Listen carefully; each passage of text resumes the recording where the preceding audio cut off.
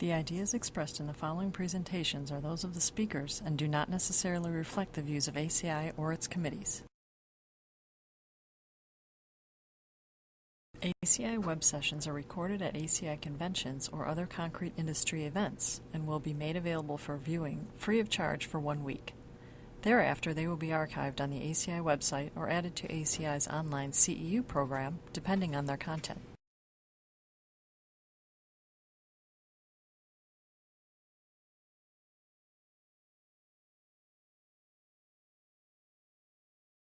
I want to acknowledge my co-authors, Paul Tourney, who couldn't make it today, and Rajani and Mark, who are young engineers working with us. Now, overview, performance specifications are starting to replace descriptive specifications on large projects with service lives greater than 75 years. Now, I think as Kaz pointed out this morning, a few things, there's a combination of performance and specific and descriptive specifications, but we're getting to the point now where there's a little bit more leeway. Design, build, and P3 projects, and the difference between them to some extent is the P3 projects have a public-private partnership, so the team that builds it and designs it might operate it for a while before they turn it over to the ultimate owner. And that typically could be 25, 30 years, depends where they're at. I'm going to discuss today two cases where it's turned over close right away, and one case where it's going to be kept for 30 years. The design build team maintains the structure in good condition, which that protects the owners in the case when they're going to turn it in. And there is an incentive for the design team to use performance specifications, and because if it's not in good shape, the owner, when they take it over, is going to make them bring it up to good shape. So there's an incentive there. Performance specifications allow the team, under ideal conditions, to build a structure at the lowest cost that meets the service life requirements of the owner. There's no reason, if you take a little less of the prescriptions off, but still require that you meet performance standards, you can often get the performance you need at a lower cost. Differentiates the teams through innovation use of existing technologies. If you have it totally prescriptive, it's pretty much, there's not too much, somebody that's a little bit more innovative than somebody else might not be able to have any advantage at that end. And then demonstrate the performance. Now, you have to demonstrate the performance. You just can't say, well, I did all, this is going to be 100 years and turn it over. So you have to be able to demonstrate performance, and that's often done with modeling, and I'll discuss a little bit of the modeling. Firms specializing in concrete durability and corrosion are usually a key member of the design build team. So the design build team is usually made of the structural engineers and people that have good construction capability, but they're not necessarily materials engineers with a special emphasis on durability. So we tend to become partners of those types of teams. Give a short review on the service life guidelines and available modeling programs. I'm going to give examples of some of the design, build, and owner's perspective on large bridges, Tappan Zee, Conseco Bridge, and the new bridge over to St. Lawrence. I would have talked about Goethals, but I saw Kaz was on the menu, so I decided to let him talk about his bridge. Common service life issues. Projects need to demonstrate the service life could be met, requiring modeling of the performance based on element type, concrete properties, corrosion protection systems, and exposure. Some of the earlier talks did mention it's not the same concrete fits all. You have to design the concrete for the element and the exposure that it's going to be facing, and on large bridges there are several different concretes and exposures necessary. Same concrete does not need to be used as the severity exposure differs, and corrosion protection needs can be changed with the exposure conditions. If you got something way up above the bridge deck, you don't necessarily, and it's you're over fresh water, you don't need to protect it for chloride, for instance. There's all things you can look at. Concrete durability issues such as freezing, thawing, scaling, and ASR are usually addressed by testing and evaluation of materials used. So you want to make sure that the mixes meet freeze and thawing, scaling resistance, and you don't use aggregates that have ASR problems unless you can demonstrate that you can mitigate it with SCMs or some other means.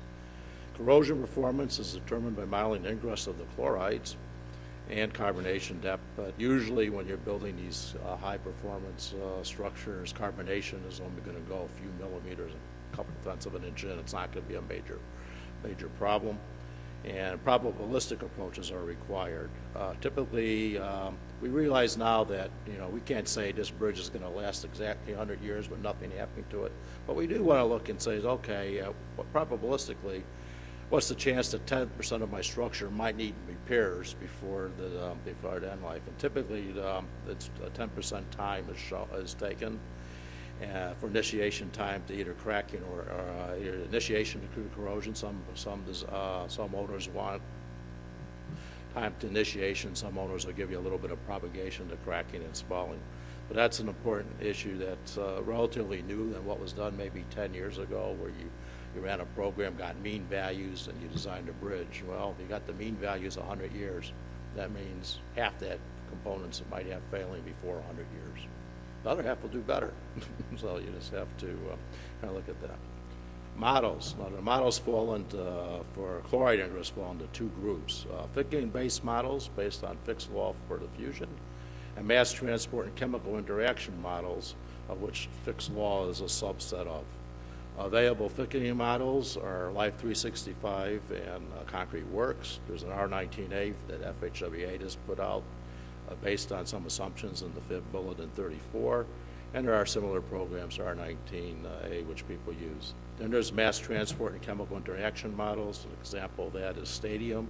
And all these assume cracks are repaired, or you do the right things and you make your concrete with larger areas, SRAs, less cement, so you don't get cracking, or you use minimizing cracking. But if you do get cracking, you have to repair it, because at this point, no model can predicts the chloride ingress through the cracks.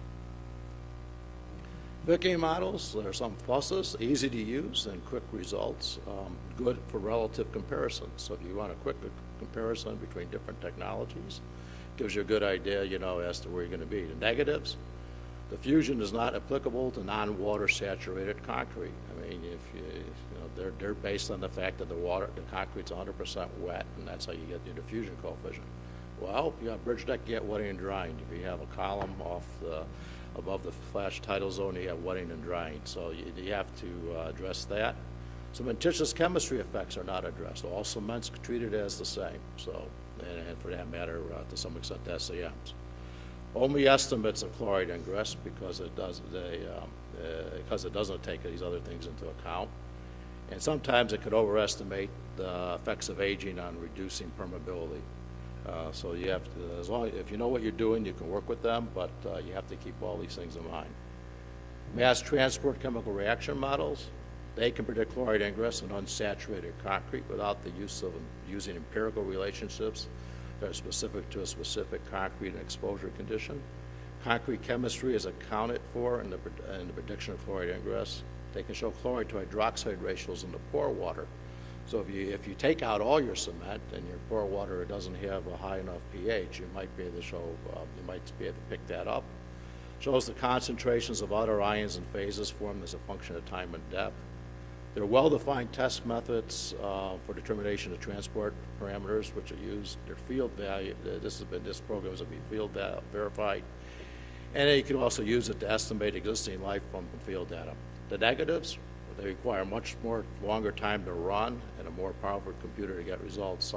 For these 300-year, 150-year, 120-year bridge projects, 100-year bridge projects, we're typically running the scenarios for over a day in order to get results out. So it's a little more refinement, and it's because it's looking at the chemical reactions at each step, which is balanced at each finite element step, along with the diffusion or chloride ingress. It also requires user training, unlike Life 365, which you can pick up over at a desk over there.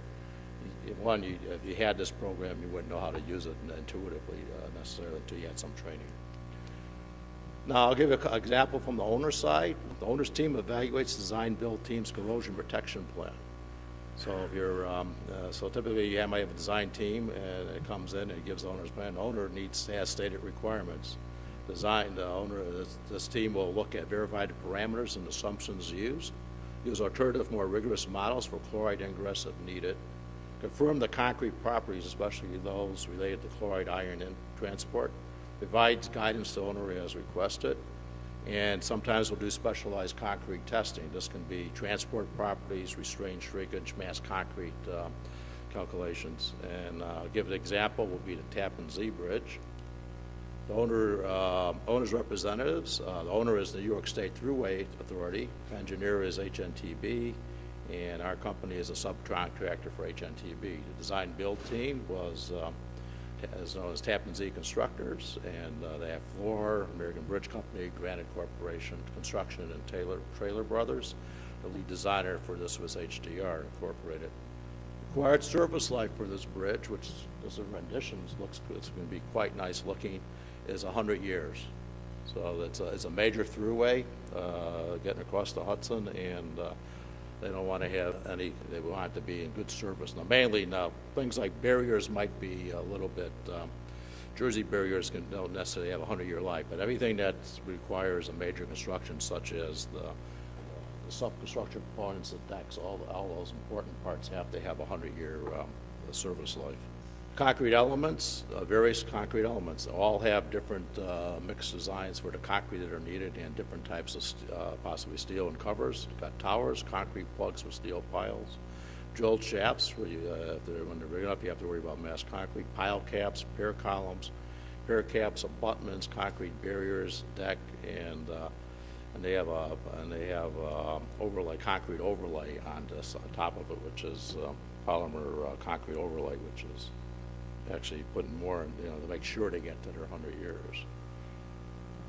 Verification, laboratory testing, the deck closure mix. Right now, they've got everything on there, and they're doing the deck closure mixes, and needless to say, there's a fair amount of potential shrinkage in those mixes. So we're looking at compressive strength, water-soluble chloride contents, the NT bill for chloride migration. The main contractor they went with used that as the main method of estimating chloride diffusion. ASTM C157 lame change of hardened concrete modified, as everybody's been discussing. ASTM C1581 age of cracking under restrained shrinkage. If you want to see some of the stuff that was talked about earlier about a high performance mixed cracking, put it in a ring test and watch it crack in 5 days. 28 days is considered good, so you can see it's pretty bad. ASTM C672 scaling resistance, it's important for that. The freestall resistance. And as another method is get an idea of how, which relates somewhat to the rapid chloride and the chloride diffusion coefficients as a concrete resistivity measurement. This is a surface resistivity measurement versus a bulk one. I personally like bulk ones, but sometimes you do what you need to do. You run them both. Looking at the concrete deck without overlay, the design build team had a slightly different method, but for the owner, we wanted to verify with a more rigorous program that it was going to make their 150 years. So we have various curves of various, each line represents a certain cover you can, for a particular concrete mix, and as the cover goes up, the amount of chloride coming in is much less. You see we carried it out, in this case, to 100 years. But to run it for the probability analysis, which we showed we had to go out for couple hundred years. And you can see they got galvanized steel here. Here's a case where the owner liked galvanized steel, and he specified galvanized steel. As you can see, some of these you're fairly low. You might not have needed it with higher cover or a different concrete mix design, but in this case he wanted to use galvanized, so galvanized steel it is, and it's most of these are below the threshold value. However, when you do the probabilistic service life modeling to look for that 10% point, you see the 10% point is right over here, and that was at 96 years, not 100 years. And normally you say, okay, that's not going to make it, but they have a polymer overlay over it, so it's going to make the 100 years. So that's verification that it's going to make it, and basically what we do for that. It's in construction now. This is a relatively recent construction photo, and you can see it's going to be a very pretty looking, a nice looking bridge. Moving to examples of the design build side, design build team addresses the owner's needs for service life and construction issues. rigorous modeling to demonstrate the concrete with specific properties will meet the chloride ingress requirements. And basically, the chloride ingress requirements are to meet the corrosion durability. They're based on time of exposure, exposure conditions, corrosion protection systems that you use. Depending on the owner, you can have your corrosion protection systems can be given to you, such as stainless steel rebar, or you could have some leeway. Confirm the concrete properties, especially those related to chloride or ion transport, are met in production batches during construction QCA. Now, we use stadium, but stadium is not a practical means necessarily of doing quality control on the labs on the job site. So you get a correlation between the transport properties used to develop, test the quality of the concrete, and then you use a simpler test to keep track of it to make sure it's doing. So for all those rapid chloride values that was used this morning, talking about, for instance, for the Goethals Bridge, there was a corresponding relationship to transport properties in stadium that we found, so that you can use one. And once you know what it is, you can follow it. Confirm the concrete properties, as I said, and address mass concrete issues, freezing, thawing, ASR, abrasion. All those need to be, it's not just corrosion, it's not just, there's several things that need to be addressed. And then again, potential cracking. Cracking is, you have to ideally make mixes that have low shrinkage so they don't crack. Watch thermal gradients, or you have, and if you don't do that, you better have a control plan on what, a maintenance plan on what you're going to do if you have cracks of various types, how you're going to fix that. So you have two examples, Conseco Bridge, which that one is more design build side, it's going to the owner afterwards, and the new bridge over to St. Lawrence, which is a public-private partnership. Conseco Bridge, or K-Bridge, the owner is the New York State Department of Transportation. Design build team was Skanska Kiewit, ECO, and a joint venture with SKE. TCG was subcontractor SKE, and the lead designer was HNTV Corporation. This is a rendering of it, and it's once again to be a very nice bridge. New York's going to have some really nice bridges in that area in a few years. It's very impressive. And it, once again, design life 100 years. Once again, you got lots of elements in there, as you saw. There's concrete elements, steel piles, concrete cores, pile caps, footings, towers, abutments. Abutments usually pier caps, column, girders, decks, name it. And all these things have different concrete requirements. The concrete barriers don't necessarily have to last 100 years. They're easily replaceable. And that pretty much decides which parts of the bridge need to have the 100-year service life before you need major repairs. Is it something you can get to easily and replace? And of course, a barrier is going to get hit by a truck or hit by some drunk driver, so they're going to be replaced anyway, so you don't necessarily need to do that. But they still want them to last at least 50 years, I believe.